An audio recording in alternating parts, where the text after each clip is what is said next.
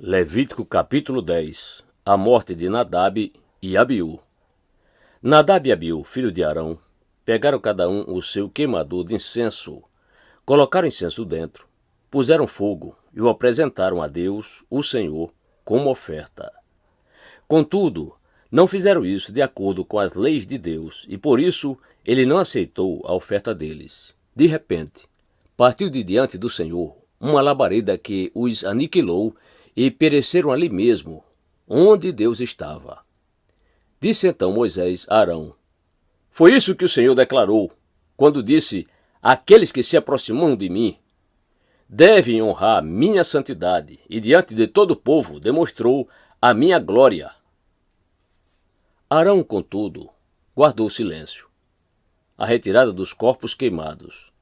Então Moisés convocou Misael e Eusafã, filho de Uziel, tio de Arão, e ordenou-lhes: Aproximai-vos e tirai vossos parentes da frente do santuário, e levai-os para fora do acampamento.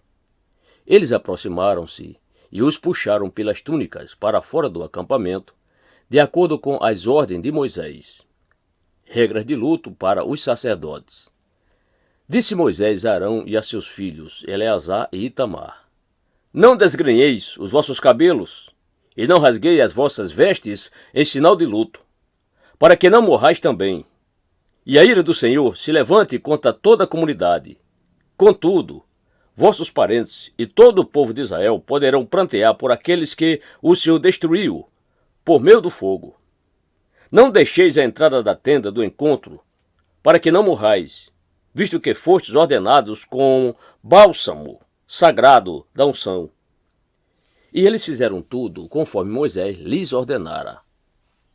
A proibição do uso de vinho. Depois o Senhor falou a Arão e orientou-o: Quando vierdes à tenda do encontro, tu e teus filhos contigo, não bebai vinho nem bebida fermentada, isso para que não morrais. Essa é uma lei perpétua para todos os vossos descendentes. E isso sempre que tiverdes de separar o sagrado e o profano, o impuro e o puro. E quando ensinados aos filhos de Israel todos os preceitos que o Senhor estabeleceu para vós, por intermédio de Moisés. A parte dos sacerdotes nas ofertas. Moisés disse a Arão e a seus filhos sobreviventes, Eleazar e Itamar: Tomai a oblação, a oferta de cereal que sobrou das ofertas dedicadas ao Senhor, preparadas no fogo, e comei-a sem fermento junto ao altar, porquanto é santíssima. Comê-las-ei no lugar sagrado. É a parte estabelecida para ti e para teus filhos, das oferendas queimadas ao Senhor. Assim, pois, me foi ordenado. O peito ritualmente movido e a coxa ofertada, tu, teus filhos e tuas filhas contigo, podereis comer num lugar cerimonialmente puro. Essa porção foi concedida a ti e a teus filhos como parte das ofertas de comunhão dos filhos de Israel. A coxa de tributo e o peito de apresentação que acompanham as gorduras queimadas te pertencem a ti e a teus filhos contigo, depois de terem sido oferecidos em gesto ritual de apresentação diante do Senhor. Isso em vista da lei perpétua, conforme ordenou o Senhor. Regra para a oferta pelo pecado. Depois Moisés inquiriu diligentemente por toda parte sobre o bode da oferta pelo pecado, e descobriu que já fora queimado. Ao saber disso, irritou-se contra Eleazar e Itamar, os filhos que ficaram vivos, e interrogou: Por que não comestes a carne da oferta pelo pecado no lugar santo? É coisa santíssima que vos foi concedida para remover a culpa da comunidade, fazendo sobre ela o rito da expiação diante do Senhor, visto que o sangue dela não foi levado para o interior do santuário. Ali devias comer a carne, conforme ordenei. Então Arão ponderou a Moisés: Eis que eles ofereceram hoje seu sacrifício pelo pecado e seu holocausto diante do Senhor. Contudo, e essas coisas que se passaram comigo, será que teria agradado ao Senhor se hoje eu tivesse comido a oferta pelo pecado? Moisés ouviu essa explicação e pareceu-lhe razoável. Levítico capítulo 11. Os animais puros e os impuros. Então disse o seu Deus a Moisés e a Arão: Orienta, pois, os filhos de Israel. De todos os animais que vivem na terra, estes são os que podeis comer. Todo animal que tem casco fendido e dividido em duas unhas, e que rumina. São as seguintes espécies das quais não podereis vos alimentar, dentre aqueles que ruminam, ou mesmo que têm casco dividido. Tereis, portanto, como impuro o camelo, porque, embora sendo ruminante, não tem o casco fendido. Tereis como impuro o coelho, porque, embora sendo ruminante, não tem o casco fendido. Tereis como impura a lebre, porque, embora sendo ruminante, não tem o casco fendido. Tereis como impuro o porco, porque, apesar de ter o casco fendido, partido em duas unhas, não rumina.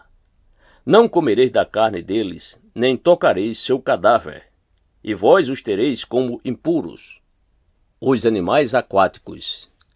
Dentre tudo aquilo que vive na água, podereis comer o seguinte: tudo que tem barbatanas e escamas e vive na água, dos mares e dos rios, podereis comer. Contudo, todos os animais que não têm barbatanas e escamas, nos mares e nos rios, todos os animaizinhos que infestam as águas e todos os seres viventes que nelas se encontram, vós os tereis como imundos. Serão para vós imundos. Não comereis sua carne de modo algum, e abominareis seus cadáveres. Tudo que vive na água, sem ter barbatanas e escamas, será para vós imundo. As aves e outros animais que voam. Dentre as aves, tereis por imundas e não comereis delas, pois são impuras as seguintes: as águias, os urubus, as águias marinhas, os açores, os falcões, qualquer espécie de corvo, as corujas, as gaivotas, as avestruzes e qualquer espécie de gavião, os mochos, os corvos marinhos, as ibis, as gralhas, os pelicanos, os abutres, as cegonhas, as garças, as polpas e também qualquer espécie de morcego. É também impuro todo inseto que anda e que voa. Não podereis vos alimentar dos insetos que têm pernas que saltam. Podereis comer, portanto, toda espécie de gafanhotos e grilos, mas todos os outros insetos que enxameiam, que têm asas e se movem pelo chão com 4 pés, vós os tereis como imundos e proibidos a vossa alimentação. O contato com animais impuros. Contraireis a impureza deles. Todo aquele que tocar seu cadáver ficará igualmente imundo até a tarde. Todo aquele que transportar seu cadáver deverá lavar suas vestes e ficará impuro até o pôr do sol. Quanto aos animais que têm casco, porém não dividido, e que não ruminam, vós os considerareis impuros. Todo aquele que os tocar ficará imundo. Todos os animais de 4 patas que caminham sob a planta dos pés serão para vós impuros. Todo aquele que tocar seu cadáver ficará igualmente impuro até a tarde. E todo aquele que transportar seu cadáver deverá lavar as vestes e ficará impuro até o pôr do sol. Esses animais são considerados impuros para vós. Os animais que rastejam pela terra. Dentre os animais que se arrastam pelo chão, são os seguintes os que considerareis imundos: todas as espécies de ratos, toupeiras, lagartos grandes, crocodilos, largatos da areia, largatos pintados, lagartixas, camaleões. Dentre todos os répteis, esses são aqueles que considerareis impuros. Todo aquele que os tocar, quando estiverem mortos, ficará imundo até o pôr do sol. Todo objeto sobre o qual cair um deles, estando morto, torna-se impuro. Todo utensílio de madeira, veste, couro, saco, enfim, qualquer utensílio, será imerso em água e ficará impuro até a tarde. Depois voltará a ficar puro. Toda vasilha de argila na qual for depositado ou cair um deles, ou ainda parte de seus corpos, deverá ser quebrada. Seu conteúdo tornou-se, portanto, absolutamente impuro. Todo alimento que se come será impuro, ainda que seja só umedecido com essa água. E toda bebida que se bebe, qualquer que seja, se tornará impura em contato com essa vasilha. Tudo aquilo sobre o qual for depositado ou cair um de seus cadáveres, ou mesmo parte de seus corpos, será considerado imundo. Forno e estufa serão destruídos, pois tornaram-se igualmente impuros e serão proibidos para vós. Mas se cair numa fonte ou numa cisterna, onde se recolhe água em grande quantidade, ela permanece pura. Entretanto, quem tocar no cadáver ficará também imundo. Se algum dos seus cadáveres cair sobre uma semente qualquer, permanecerá pura.